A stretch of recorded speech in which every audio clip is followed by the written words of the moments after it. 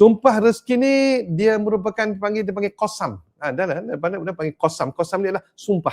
Yang mana tuan-tuan semua kalau kita amalkan qasam rezeki ni kita dapat mendatangkan rezeki secara la yahtasib, cara tanpa diduga-duga, tanpa kita usaha. Duit datang rezeki kita, datang tiba-tiba kita buka gerai sikit je datang orang beli tanpa diduga. Tak perlu guna influencer, tak guna apa, tak perlu.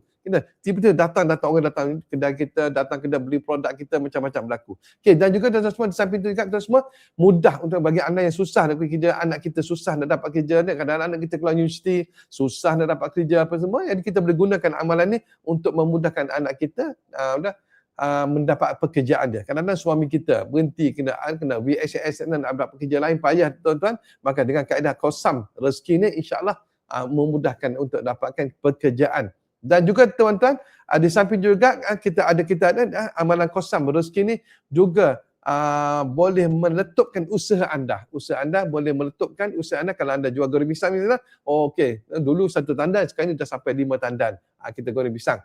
Mungkin dia boleh meletupkan usaha anda dan juga boleh mendatangkan banyak rezeki kepada anda. Dan juga tuan semua, dia boleh menggunakan kelebihan ni juga boleh menyebabkan mudah kita nak close deal dengan orang.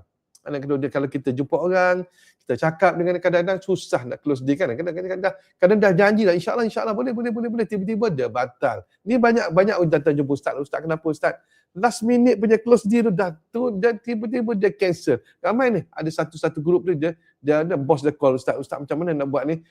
Saya punya tim berapa orang, dekat dengan 20 orang, tim dia susah dia. Okey, kalau boleh join qasam rezeki ni insya-Allah. Bos akan tengok anak-anak buah bos akan dapat letupkan, dapat mudah nak close deal, dapat letupkan bisnes yang bos itu insya-Allah. Jadi kalau anda nakkan dapat amalan qasam rezeki ni insya-Allah join ustaz pada 28.3 jam 9 malam dalam qasam ataupun sumpah rezeki. Assalamualaikum warahmatullahi wabarakatuh.